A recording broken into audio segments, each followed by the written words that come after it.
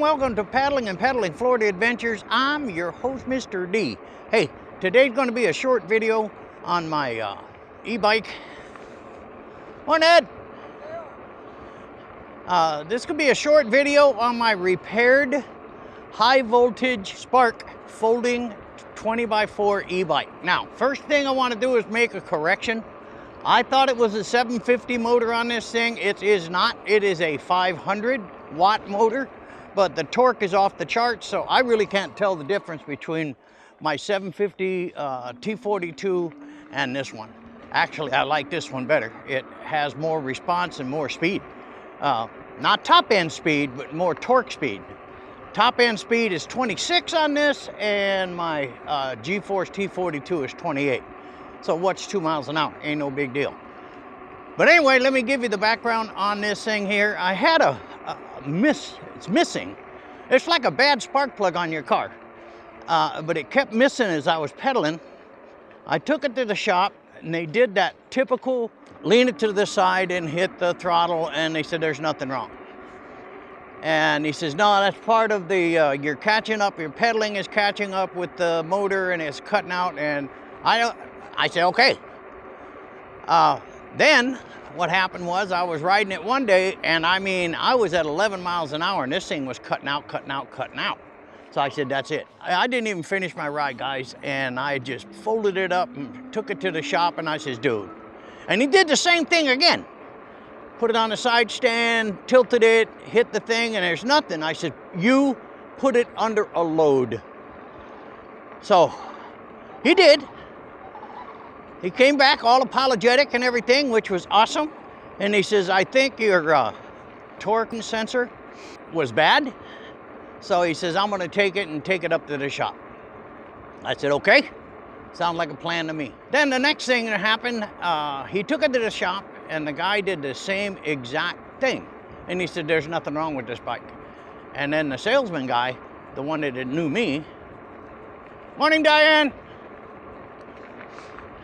The ones that knew me said, no, you go out, put it under load, and you'll see what I'm talking about. So he had to yell at the mechanic. And it was funny. Anyway, it turned out that they changed out the sensor, and I think torque or cadence, I'm not sure which one it is. I get those two confused. And also changed out the controller just as an insurance policy. I road tested it very shortly yesterday when they called me back. It took a week, and that's a good thing. They had all the parts, but they had a lot of bikes on the rack. I was kind of in line to be repaired, which wasn't bad. It was actually it was less than 7 days. So I'm not complaining. He brought it back to the Claremont store and gave me a call on the phone. He said, Dale, your bike's ready to be picked up. So I said, okay. So I went there, pick up the bike, and I asked him, I said, did you ride the bike? And he goes, yeah. I said, is it gone? He says, yeah. I said, okay, that's all I need to know. He said, well, you gonna ride it? And I said, no, not right now. I said, but I trust you. And I said, so I'm gonna go ride it as soon as I get it home. So we loaded it in the back of my vehicle and came home, and I did about 8 miles yesterday, and there wasn't a hiccup, not one. And all of that stuff is gone now, all my missing and all that kind of stuff. It's like a brand new e-bike. So anyway, what I'm doing today is I'm gonna run it through my normal ride and make a video to boot. And I know this intro is long, but I wanted to give you all the backstory on it. But it did the 8 miles like nothing yesterday. And then now I'm doing my normal 15, 20, whatever it's gonna be. And I'm pedaling.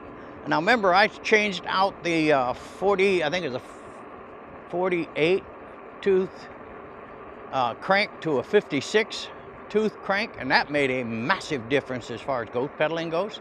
But basically, that's all I've done to this bike, and changed out mustache parts. That's all I did. I am really, really pleased. I really like this bike. So I was hoping it wasn't going to be something serious. So anyway, guys, hey, we're gonna continue our ride and see how this thing performs. I'll give you a report if anything has gone wrong. But right now, nothing. This is like riding the U7 or the T42, they're in a mist, there ain't nothing. This thing just smooth pedaling, gotta love it. We'll be back in a bit. Hi guys, we are out here at the brick and mortar store at High Voltage.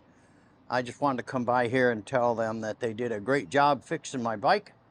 And it's a nice store. They got some really, really nice scoots. I'm gonna run you through the store real quick. There's my man right there. How you doing? Good, good, good.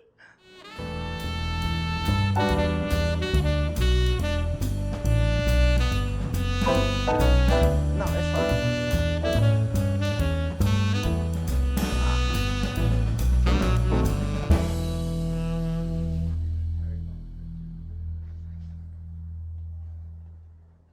And this is their brand new electric dirt bike. What's the top speed on this? 55. 55 miles an hour on this crazy thing. 2 hours of use on a track, and it takes just over 2 hours to charge.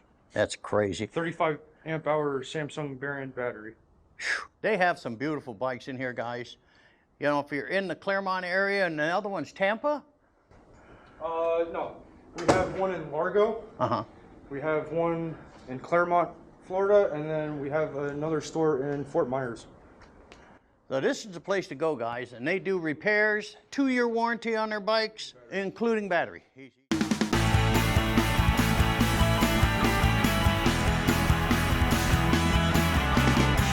They got all kinds of folding bikes. What did it say? The incumbent and recumbent electric bikes. Never heard of that before, but that's what these are.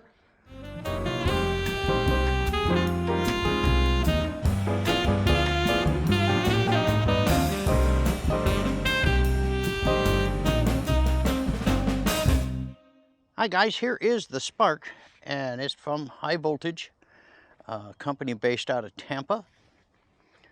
And as you can see, the bike is really a nice put together e-bike. It's a folding e-bike, 20x4, and they had to change out the controller, torque sensor. Anyway, this is the way it looks. I got a Cloud9 seat on it. I changed to the mustache bars because I don't like the straight stock bars that they give. And then I added all my video equipment, accoutrement,